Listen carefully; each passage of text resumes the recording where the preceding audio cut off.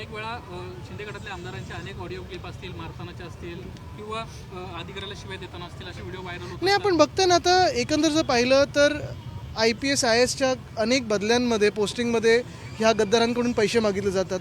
आपल्याच माध्यमातून ते जगजाहीर होतं, ऑडिओ क्लिप ऐकायला येतात. मला वाटतं काल पण कोणातरी धमकी दिलेली आहे.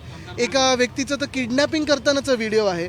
दुसऱ्या ठिकाणी ज्या व्यक्तींनी पोलीस स्टेशनमध्ये जाऊन गोळीबार केला, ज्या व्यक्तींनी गणपती बाप्पाच्या मिरवणुकीत बंदूक दाखवली, टी व्हीवर आलेलं आहे, त्याच व्यक्तीला सिद्धिविनायकचा अध्यक्ष केलेलं आहे. हे असं सगळं कारभार आहे. आणि मग देशात हा असा कारभार भाजपकडून चालणार आहे का?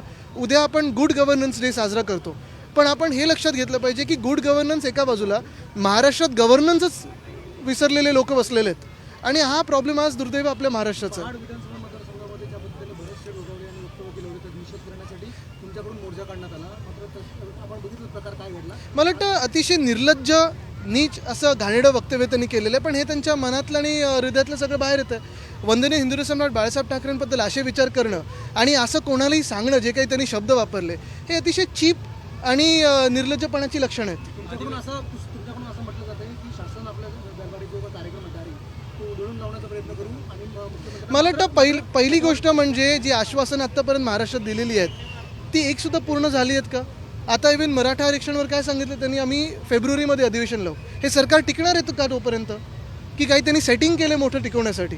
अधिवेशन आलं की दिसे सॅलियन प्रकरण समोर येतात. मला वाटतं एक महत्त्वाची गोष्ट आहे, आत्ता आपण सर्कस आत्ता बघितली, 40 जोकरांची सर्कस या महाराष्ट्रात सुरू आहे. पण इथे सर्कसमध्ये काहीतरी एक चांगलं काम तरी होतं आहे. हे जे 40 जोकर सगळीकडे फिरत आहेत ते काय करतात महाराष्ट्राला आपण पाहत आहे.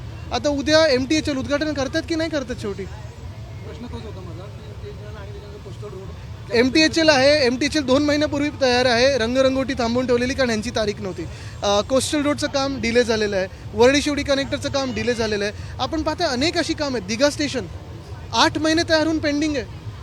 उरण लाईन आहे, डोंबिवली मानकोली कनेक्टर, कितीतरी कामं अशी आहेत जी उद्घाटनाची वेळ नाही म्हणून लोकांना त्रस्त ठेवलेलं आहे. नक्कीच. देश विदेशातील प्रत्येक घडामोडींचे लाईव्ह अपडेट मिळवण्यासाठी आता साम टीव्हीच्या सर्व सोशल मीडिया प्लॅटफॉर्मला लाईक, फॉलो आणि सबस्क्राईब करा.